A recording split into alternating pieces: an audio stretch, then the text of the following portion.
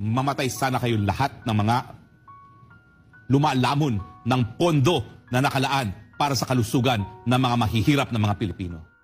Kung merong pondo ang PhilHealth, ibinigay nyo sana yan sa mga tulong medikal dahil ang dami pong namamatay pa rin dahil sa kahirapan lamang. Pero inuna nyo muna ang nais nyong pagpapasasa, ang inyong paglamon sa pondo ng PhilHealth para sa inyong karangyaan. Mahiya kayo dahil yung pong salaping yan po'y nakalaan para sa kalusugan ng bayan, hindi po yan para lapain ng mga politiko.